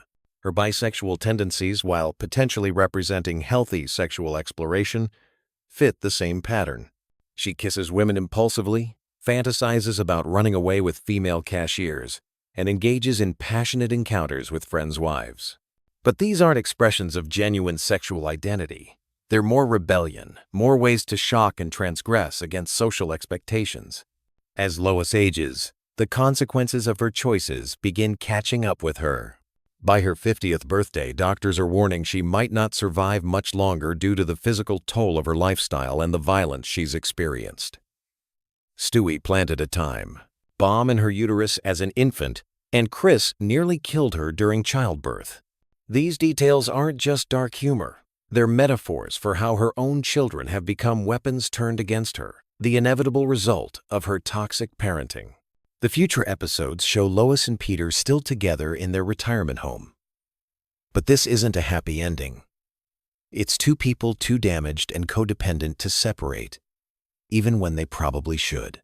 Their adult children push them into assisted living, suggesting that even as grown-ups, the Griffin kids can't wait to get their parents out of their lives.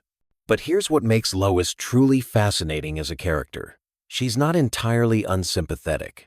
Every terrible thing she's done can be traced back to the emotional neglect and control she experienced as a child. Her father crushed her dreams and treated her like a possession.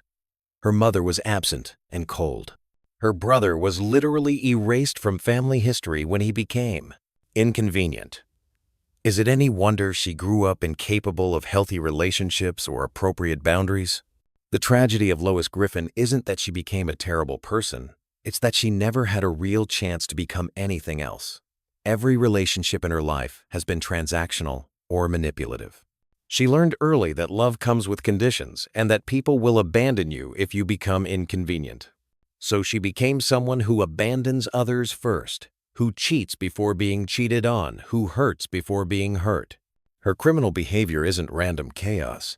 It's the logical endpoint of a life spent learning that rules don't apply to people with money and power.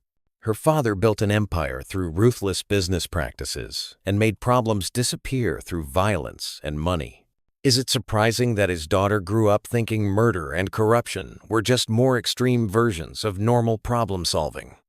The drug addiction storyline reveals someone desperately trying to numb the pain of a life she never wanted. The cheating shows someone searching for connection she's never experienced. The violent outbursts demonstrate someone who learned early that force and manipulation get better results than honesty and vulnerability. Even her relationship with Peter, dysfunctional as it is, represents her attempt to break free from the toxic patterns of her childhood. She chose someone completely different from her father, someone who couldn't control or manipulate her through money or social pressure. The problem is that she chose someone equally damaged, someone whose emotional instability matched her own. The most disturbing aspect of Lois's story is how it reflects real-world patterns of generational trauma. Children who grow up in emotionally abusive environments often struggle to form healthy relationships as adults. They may seek out partners who replicate familiar patterns of dysfunction because chaos feels like home. They may become abusive parents themselves, not out of malice, but because they never learned healthy parenting models. Lois's story is a masterclass in how privilege can't protect children from emotional damage. All the money in the world couldn't give her what she really needed. Parents who loved her unconditionally and supported her dreams. Instead, she got parents who treated her like a business asset and a social accessory, valued only for how she reflected on their reputation. The brilliance of her character lies in how the show presents her as both victim and villain simultaneously. Yes, she's done terrible things that hurt innocent people. But understanding why she did them doesn't excuse the behavior. It explains how someone becomes capable of such actions. She's a cautionary tale about what happens when children don't receive the emotional foundation they need to become healthy adults. Her relationship with her own children reflects this cycle of dysfunction. She can't give them what she never received herself. Her inability to say "I love you" to Meg isn't just cruelty. It's the echo of parents who never said those words to her. Her physical abuse of Stewie mirrors the emotional violence she experienced growing up. But perhaps the most chilling aspect of Lois's character is how normal she appears on the surface. She's articulate, intelligent, and socially skilled when she needs to be. She can play the role of the concerned mother, the devoted wife, the responsible citizen. This ability to present a functional facade while being completely broken inside makes her more dangerous than someone whose dysfunction is obvious. The show's genius lies in slowly revealing the depths of her damage over time. Early episodes presented her as the reasonable one, the moral center of the family. But as the series progressed, each new revelation stripped away another layer of that facade until we saw the broken person underneath. This isn't character assassination. It's archaeological excavation, uncovering the psychological damage that was always there but carefully hidden. Looking at Lois Griffin's complete story, we see a masterpiece of character development that illustrates how childhood trauma can echo through generations. She's not just a cartoon character making bad choices for laughs. She's a complex psychological portrait of someone whose entire life has been shaped by early emotional wounds that never healed. Her story serves as a dark mirror to the American dream, showing how wealth and privilege can create their own forms of destruction. The Pewterschmidt family had everything money could buy, but nothing that actually mattered. And their daughter grew up to become living proof that you can't buy emotional health or authentic human connection. The most disturbing realization about Lois Griffin is that she's not an anomaly. She's a recognizable type. We all know people who seem to have everything together on the surface, but whose personal lives are complete disasters. We see them in positions of power, making decisions that affect others while being completely incapable of managing their own emotional lives. Lois Griffin's entire story is a cautionary tale about the price of emotional neglect and the generational transmission of trauma. She started as a victim of her parents' dysfunction and became the architect of her children's future therapy bills. Her legacy isn't the crimes she's committed or the people she's hurt. It's the cycle of damage that will likely continue through her own children unless they find ways to break free from the patterns she's established. In the end, Lois Griffin represents one of television's most complex and disturbing character studies. She's simultaneously the victim of generational trauma and the perpetrator of new trauma, a woman whose entire life has been shaped by her unsuccessful attempts to escape the emotional prison her parents built around her childhood. Understanding her story doesn't excuse her actions, but it does explain how someone becomes capable of such systematic dysfunction while maintaining the appearance of normalcy. The brilliance of her character lies not in the shocking things she does, but in how those actions reflect deeper patterns of psychological damage that make perfect sense once you understand where she came from. She's not crazy. She's the logical product of her environment, which makes her story both more tragic and more terrifying than any random acts of villainy could ever be. Have you ever wondered what happens when celebrities get roasted so hard by Family Guy that they actually fight back? Tonight, we're diving into the wild world of bruised egos, angry tweets, and even courtroom drama. Some of these reactions will shock you, others might make you laugh, but all of them prove that not everyone can take a joke when Seth MacFarlane comes calling. Picture this. You're an Oscar-winning actor at the top of your game, and suddenly millions of people are watching an animated dog make fun of your nose. That's exactly what happened to Adrien Brody. And let me tell you, he did not find it amusing. During a murder mystery episode where characters are getting picked off one by one, Tom Tucker gets cornered by the other guests who think he's the killer. When they finally take him down, someone delivers this brutal line about casting Brody in a movie adaptation, basically saying nobody would want to watch it. But Family Guy wasn't finished with poor Adrian yet. They doubled down with another scene featuring Meg on a date watching a 3D movie. What's playing on screen? Adrien Brody doing shirtless sit-ups, and his famously prominent nose literally pokes out of the screen in full three-dimensional glory. It's the kind of visual gag that makes you cringe and laugh at the same time. So, how did the Academy Award winner handle being the butt of these jokes? Not gracefully. According to Seth MacFarlane himself, in interviews, Seth revealed that when he approached Brody at a Hollywood party to smooth things over, mentioning how much he enjoyed one of Brody's films, the actor made it crystal clear that there were definitely hard feelings. No amount of compliments about his work could undo the sting of those animated jabs. This brings us to our next celebrity casualty, and this one gets really messy because it involves politics and personal family matters. Sarah Palin found herself in Family Guy's crosshairs during an episode where Chris goes on a date with a girl who has Down syndrome. During their dinner conversation, the girl casually mentions her family background, specifically that her mother used to be the governor of Alaska. Now, unless there's another former Alaskan governor out there with a child named Ellen, this was clearly aimed at Sarah Palin and her family situation. The timing made this particularly sensitive because Palin's son, who has Down syndrome, was only 2 years old at the time. The Palin family's reaction was swift and fierce. Sarah took to social media calling Family Guy a pathetic cartoon and labeling the creators heartless jerks. But she didn't stop there. She appeared on television talk shows, describing the writers as cruel and cold-hearted people who had crossed a line by making jokes about the disabled community. Family Guy fired back through Seth MacFarlane, who pointed out something interesting during his own television appearance. The character making those comments was actually voiced by Andrea Friedman, an actress who herself has Down syndrome. This actress later clarified that she felt the joke was directed at Sarah Palin personally, not at people with disabilities, and she even suggested that Palin simply didn't have a sense of humor about the situation. But sometimes Family Guy doesn't even need to directly target someone to cause controversy. Chloe Grace Moretz learned this the hard way when she became collateral damage in an internet phenomenon.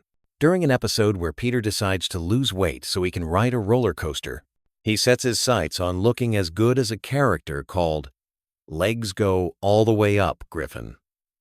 This character was basically a visual gag. All legs with no torso. The joke itself had nothing to do with Moretz, but someone online photoshopped her picture to match this character design, and the image went viral across social media platforms. While the internet found it hilarious, Moretz definitely didn't. She publicly stated that this manipulated image seriously affected her body image and self-confidence, causing her to retreat from public appearances for a while. The cruel irony is that Family Guy never even mentioned her name, but she still got caught in the crossfire of internet culture. Speaking of crossing lines, Family Guy once ventured into territory so sensitive that it sparked outrage from disability advocates, religious groups, and grieving family members alike. They decided to create a school play episode featuring Terry Schiavo, the woman who became the center of one of America's most heartbreaking right-to-die legal battles. In typical Family Guy fashion, they turned this tragic real-life situation into a musical number performed by preschoolers. The kids sang cheerful songs with lyrics comparing Schiavo to an expensive plant that should just be unplugged. Even within the show, Brian questioned whether it was too soon for such material. But that didn't stop the episode from airing. The backlash was immediate and intense. Terry's own brother, Bobby Schindler Jr., was so furious about what he saw as insensitive treatment of his family's tragedy that he actually called for Fox to cancel Family Guy entirely. Religious groups and disability advocates joined the chorus of criticism, arguing that some subjects should be off-limits, even for satirical comedy. Now, getting roasted by Family Guy hits different when you're a comedian yourself.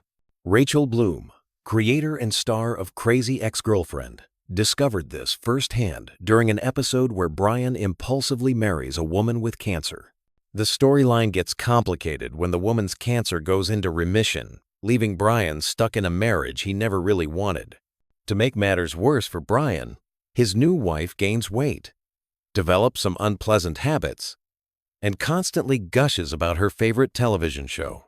That's where Family Guy took their shot at Bloom's creation, having the character describe Crazy Ex-Girlfriend in dismissive terms, focusing on a musical number about menstruation, and suggesting that watching such shows makes someone unattractive and unlikable.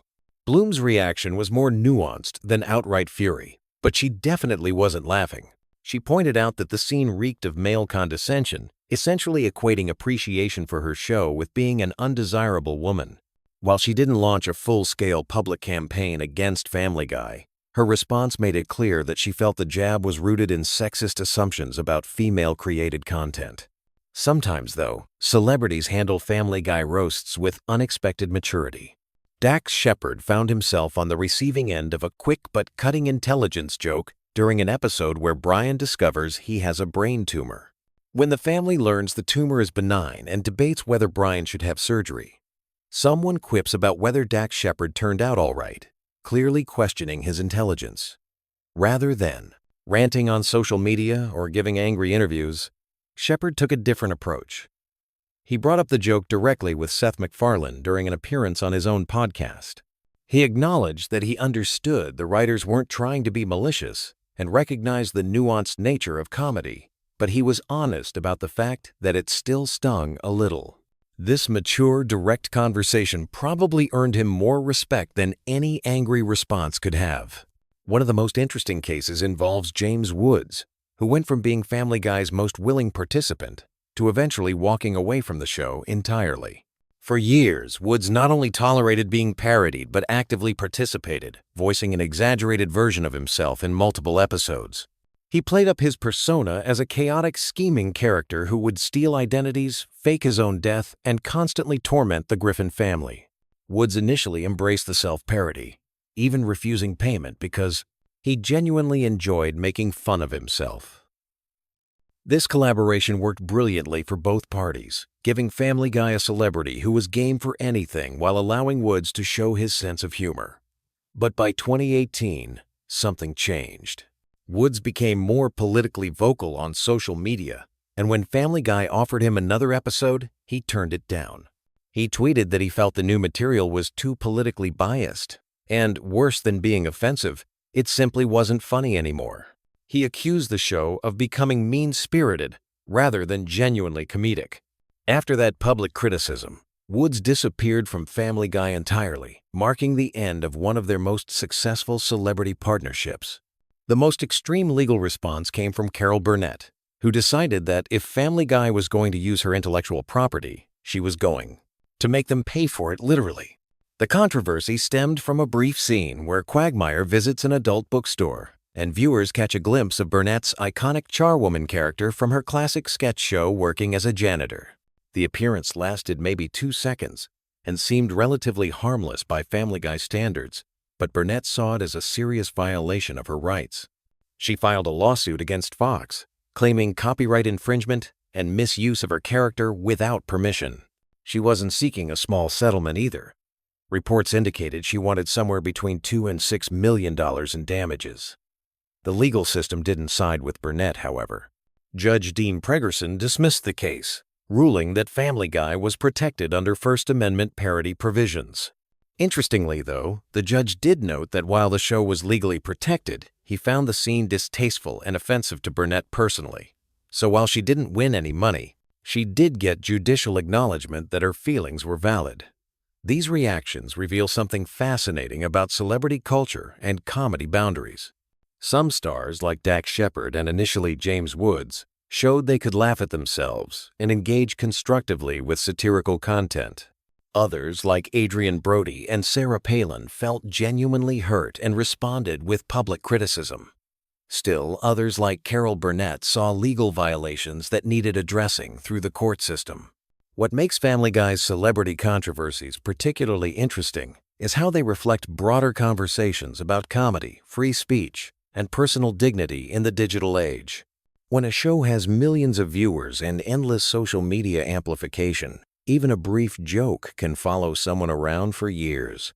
The internet's ability to turn a 2-second gag into a viral meme, as happened with Chloe Grace Moretz, demonstrates how modern comedy can have unintended consequences. The show's approach to sensitive topics like disability, terminal illness, and personal tragedy also raises questions about whether any subject should be off-limits for satirical treatment. The Terry Schiavo episode particularly highlighted this tension, with critics arguing that some real-life situations are too painful and recent for comedic treatment, while others defend the right to satirize any public figure or event. From a psychological perspective, these celebrity reactions also reveal how public figures cope with being reduced to punchlines. Adrian Brody's continued resentment suggests that some people never fully recover from being mocked on such a large scale, especially when the jokes focus on physical characteristics they cannot change. Sarah Palin's fierce defense of her family shows how comedy can become deeply personal when it touches on sensitive family matters. The gender dynamics in some of these controversies are also worth examining. Rachel Bloom's observation about male condescension in comedy writing reflects broader conversations about how female creators and their work get treated in predominantly male-dominated comedy spaces. Her measured but critical response showed how women in entertainment often have to balance standing up for themselves while avoiding being labeled as humorless or overly sensitive. James Woods' evolution from enthusiastic participant to critic illustrates how political polarization can affect entertainment relationships. His willingness to mock himself disappeared when he felt the show's political perspective diverged too far from his own beliefs, suggesting that even self-deprecating humor has limits when it conflicts with personal values. The legal aspects, particularly Carol Burnett's lawsuit, highlight the complex intersection between parody rights and intellectual property protection. While courts generally protect satirical content under free speech provisions, celebrities still have legitimate concerns about how their likenesses and creations get used without permission, especially in commercial contexts. These stories also demonstrate the power dynamics between individual celebrities and large entertainment corporations. When Family Guy makes a joke, It has the backing of major networks and widespread distribution, while individual celebrities often have limited recourse beyond public statements or legal action. This imbalance can make satirical attacks feel particularly unfair to those being targeted. The Internet's role in amplifying these controversies cannot be overlooked. Social media platforms allow both celebrities to respond directly to perceived slights and fans to create additional content that extends the original jokes in unexpected directions. Chloe Grace Moretz's experience shows how online communities can take a television gag and transform it into something more personally damaging than the original creators intended. Looking at the long-term impact of these controversies, it's clear that some celebrities never fully recover their relationship with Family Guy or its fan base. Adrian Brody's continued resentment years later suggests that animated mockery can create lasting professional and personal damage. Other celebrities like Dax Shepard seem to have moved on more successfully by addressing the situation directly and maturely. The varying reactions also reflect different approaches to celebrity image management in the digital age. Some stars try to ignore satirical attacks, hoping they'll fade away naturally. Others engage directly, either through humor or criticism. Still others pursue legal remedies when they feel their rights have been violated. None of these approaches seems universally successful, suggesting that there's no perfect way to handle being satirized by popular media. These celebrity feuds with Family Guy ultimately reveal the complex relationship between comedy, fame, and personal dignity in contemporary entertainment. While satirical shows claim the right to mock public figures, those figures retain the right to respond, criticize, and seek legal remedies when they feel boundaries have been crossed. The ongoing debates about these controversies suggest that society is still figuring out the appropriate balance between comedic freedom and personal respect. As entertainment becomes more personalized and social media makes everyone more accessible, these questions will likely become even more complicated. Whether you think these celebrities were justified in their reactions or believe they should have just laughed it off, one thing is clear. Family Guy's willingness to target anyone and everyone has created a fascinating collection of bruised egos and public feuds that continues to spark conversation about the limits and responsibilities of satirical comedy. Want to dive deeper into Family Guy controversies and see why so many people are calling for the show to be canceled entirely? Check out our next video exploring the growing backlash against the series and whether all this controversy is finally catching up with Seth MacFarlane's creation. Picture this. You're lying in bed, scrolling through your phone at 2 a.m, and suddenly you remember that time Peter Griffin literally married a cardboard cutout of himself. Welcome to the weird, wild world of Family Guy, where the most random facts are often the most fascinating ones. Tonight, we're diving deep into the strangest corners of Quahog, with facts so bizarre they'll either help you drift off to sleep or keep you awake, wondering how the writers even came up with this stuff. Let me start with something that'll blow your mind. Did you know that the original concept for Family Guy was completely different from what we got? Seth MacFarlane initially pitched the show as a much darker comedy about a dysfunctional family dealing with serious issues. The network executives were so confused by the pilot that they almost didn't pick it up. Thank goodness they did, because otherwise, we wouldn't have gems like the time Brian became a used car salesman and accidentally sold Death his own car. Speaking of Brian, here's a fact that might surprise you. The character was originally supposed to be much more of a background character, basically just the family pet who occasionally made sarcastic comments. But Seth MacFarlane loved voicing him so much that Brian gradually became one of the main characters. This explains why Brian's personality seems to evolve so dramatically throughout the early seasons. He went from being a simple talking dog to a pretentious intellectual with daddy issues and a drinking problem. Now let's talk about something truly random. The chicken fight scenes between Peter and Ernie the giant chicken weren't supposed to become a recurring gag. The first fight scene in the episode Da Boom was meant to be a one-off joke. But the animators had so much fun creating the elaborate fight sequence that they kept bringing it back. Each subsequent chicken fight got more elaborate and destructive, eventually involving helicopters, submarines, and entire city blocks being demolished. The longest chicken fight lasted nearly 4 minutes of screen time, which is practically an eternity in television comedy. Here's something that'll make you appreciate the show's attention to detail. Every time you see the Griffin house, the layout is actually consistent throughout the series. The creators took the time to map out every room, every hallway, every closet in the house, so that when characters move around, it makes spatial sense.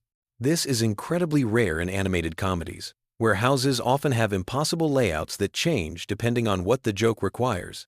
The Griffin house blueprints are actually available online, and fans have used them to build accurate replicas in video games and even real life. Moving on to character quirks. Did you know that Meg's unpopularity at school was originally supposed to be temporary? The writers planned to have her eventually find her place and become more confident, but the running gag of everyone treating Meg terribly became so popular with audiences that they decided to make it a permanent part of her character. Mila Kunis, who voices Meg, has said in interviews that she sometimes feels bad about all the abuse her character receives, but she understands that it's become essential to the show's dynamic. Let's dive into some voice acting trivia that's perfect for late-night pondering. Seth MacFarlane voices 4 main characters on the show, but he almost didn't voice Stewie at all. The original plan was to have Stewie voiced by a child actor, but MacFarlane was worried about the controversial things Stewie would say and didn't want to put a real child in that position. So he developed Stewie's distinctive British accent as a way to make the character's adult thoughts coming from a baby's mouth even more surreal and funny. Chris Griffin's voice is another interesting story. Seth Green, who voices Chris, has to actively make his voice higher and more nasal to sound like a teenage boy. As Green has gotten older, it's become more challenging for him to hit those high notes, so the sound engineers often have to digitally adjust his voice in post-production. This is why Chris's voice sometimes sounds slightly different between episodes, depending on how much digital manipulation was required. Here's a fact that connects to real-world events in a weird way. The episode where Peter starts his own political party called the Tea Party Patriots was written and animated before the actual Tea Party movement became prominent in American politics. When the episode aired, many viewers thought it was a commentary on current events, but it was actually just an incredible coincidence. The writers had to add a disclaimer explaining that any similarity to real political movements was purely accidental. Now for something completely different. The Pawtucket Brewery, where Peter works, is based on a real brewery in Rhode Island. Seth MacFarlane grew up in the area and used to drive past the brewery every day. He thought it would be funny to have his lazy cartoon character work at a place that produces something that would make him even lazier. The real brewery owners were initially concerned about being associated with the show, but eventually embraced it when they realized it was bringing them tourists. Let's talk about some of the show's more obscure running gags. You know how Conway Twitty always seems to appear at random moments? This started as an inside joke among the writers who were fans of old country music. They would play Conway Twitty songs during late-night writing sessions to keep themselves awake. Eventually, they decided to work him into the show as a bizarre non sequitur that would confuse viewers and break up the pacing in unexpected ways.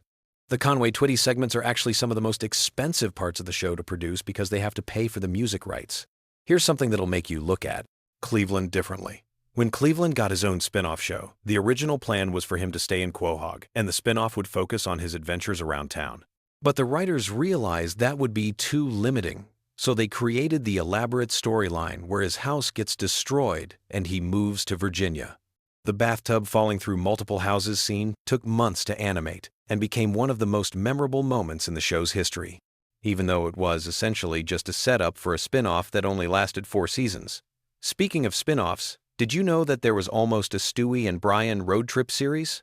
The popularity of their travel episodes convinced executives that the dynamic between the sophisticated baby and the intellectual dog could carry its own show. Scripts were written for 6 episodes before the project was scrapped due to budget concerns. Some of those unused scripts were later reworked into regular Family Guy episodes, which explains why some Stewie and Brian adventures feel more elaborate than usual. Let's get into some animation secrets that most viewers never notice. The way characters' eyes are drawn actually follows a complex mathematical formula to ensure they always look natural when the characters move their heads. This might sound boring, but it's actually fascinating when you realize that most animated shows just wing it and hope for the best. Family Guy's attention to eye movement is part of what makes the characters feel more alive and expressive than typical cartoon characters. Here's a weird fact about the show's merchandising history. The most popular Family Guy product ever sold wasn't a t-shirt or a toy. It was a cookbook called the Family Guy Cookbook. that featured recipes supposedly created by each character. Peter's section was all comfort food and beer-based dishes. Lois had elegant dinner party recipes, Stewie contributed sophisticated international cuisine, and Brian's section was dinner for 15, entirely vegetarian. The cookbook actually received positive reviews from real food critics, which nobody expected. Now for some trivia about the show's cancellation and revival that goes beyond what most people know. When Family Guy was first canceled, Seth MacFarlane was actually relieved. He was exhausted from working on the show and wanted to pursue other projects. But the DVD sales were so strong and the fan campaign so persistent that Fox offered him a deal he couldn't refuse, including complete creative control and a substantial budget increase. This is why the post-cancellation episodes often feel more ambitious and experimental than the early ones. The show's relationship with censors has always been complicated. But here's something most people don't realize. Family Guy actually has one of the most cooperative relationships with network censors of any adult animated show. Seth MacFarlane learned early on that if you give censors multiple options and let them feel like they're part of the creative process, they'll often let you get away with more controversial content. The writers deliberately write jokes they know will get cut, just so they can negotiate to keep the jokes they really want. Let's talk about some character backstories that were developed but never made it into episodes. Quagmire was originally supposed to have a twin brother who was everything he wasn't, completely respectful and monogamous. This character was going to be introduced as a way to explore Quagmire's personality through contrast, but the writers decided it would be funnier to keep him as an irredeemable character without any redemptive family members to soften his edges. Joe Swanson's backstory is much more detailed than what we see on screen. The writers created an entire timeline of his police career before his accident, including the names of his partners, his most famous cases, and even his police academy graduation rank. None of this has ever been mentioned in the show, but it helps the writers keep his character consistent and gives them material to draw from when they need Joe to demonstrate police knowledge or skills. Here's something about the show's music that might surprise you. Every musical number in Family Guy is performed live by the voice actors, even when their characters are supposed to be bad singers. Seth MacFarlane, who has released several jazz albums, insisted on this approach because he believes it makes the musical moments feel more authentic. This means that when Peter sings off-key, Seth MacFarlane is actually deliberately singing badly, which is apparently much harder than just singing well. The relationship between Family Guy and The Simpsons goes deeper than their famous crossover episode. The two shows' writing staffs have been trading jokes and references for years in a friendly rivalry that most viewers never notice. If you watch carefully, you'll spot subtle Simpsons references in Family Guy episodes and vice versa. This tradition started when several Family Guy writers were hired away from The Simpsons, and they maintained friendships with their former colleagues. Now, here's a production fact that explains a lot about the show's pacing. Family Guy episodes are actually written to be about 30 minutes long, but they're edited down to fit the 22-minute television format. This means there are about 8 minutes of content cut from every episode. These deleted scenes aren't just throwaway jokes either. They often contain character development and plot details that would make the episodes feel more complete. Some of these deleted scenes have been released on DVD collections, and they often change how you interpret the episodes. The show's approach to celebrity guest stars is completely different from most animated comedies. Instead of having celebrities play themselves or obvious parodies of themselves, Family Guy often casts them as completely random characters. This creates a fun game for viewers who recognize the voices but can't immediately place where they know them from. Adam West playing the mayor was the template for this approach, and it's been incredibly successful at attracting high-profile guest stars who want to try something different. Let's explore some of the show's more philosophical elements that get overlooked because of all the random humor. The relationship between Stewie and Brian is actually a sophisticated exploration of the friendship between youth and experience. Stewie represents unlimited potential and ambition, while Brian represents the reality of compromise and disappointment that comes with age. Their adventures often end with both characters learning something, but in subtle ways that don't feel preachy or forced. The show's treatment of time travel and alternate realities follows surprisingly consistent rules. The writers created an internal logic system for how these sci-fi elements work in the Family Guy universe, even though they rarely explain it to viewers. This attention to detail is why the time travel episodes feel coherent instead of just random, and it allows them to create genuine consequences for the characters' actions across multiple episodes. Here's something about the animation process that most people never consider. Each episode of Family Guy requires approximately 15,000 individual drawings. The animators have developed shortcuts and techniques to make this process more efficient, but it still takes about 8 months from the initial script to the finished episode. This explains why the show sometimes references events that seem outdated by the time the episode airs. The references were current when the episode was being written and animated. The voice recording process is also more complex than most people realize. While some animated shows record all the voices separately, Family Guy often records the main cast together in the same room. This creates more natural-sounding conversations and allows the actors to play off each other's energy. Seth MacFarlane switches between his different character voices during these sessions, which the other actors say is both impressive and slightly disturbing to witness in person. Now for some trivia about the show's impact on popular culture that goes beyond the obvious memes and catchphrases. Family Guy has been credited with popularizing the rapid-fire pop culture reference style that's now common in comedy. Before Family Guy, most TV shows would make 1 or 2 cultural references per episode. Family Guy started making dozens of references per episode, training audiences to catch quick jokes and creating a more interactive viewing experience. The show's influence on internet culture is also significant. Family Guy was one of the first TV shows to embrace online fan communities and viral marketing. The creators regularly engage with fans on social media and have incorporated fan suggestions into actual episodes. This relationship between creators and fans has become the standard for modern entertainment. But Family Guy was pioneering this approach when most TV executives were still afraid of the internet. Finally, here's a fact that brings everything full circle. Despite all the random humor and bizarre storylines, Family Guy is actually one of the most carefully planned shows on television. Every season has an overarching theme that connects the episodes, even though these themes are subtle enough that most viewers don't consciously notice them. The writers map out character development arcs that span multiple seasons, ensuring that even the most outrageous episodes contribute to larger storytelling goals. As you drift off to sleep tonight, remember that somewhere in the world, there are people whose full-time job is deciding exactly how long Peter Griffin's fights with a giant chicken should last. Sweet dreams, and may your nights be filled with fewer random cutaway gags than the average Family Guy episode.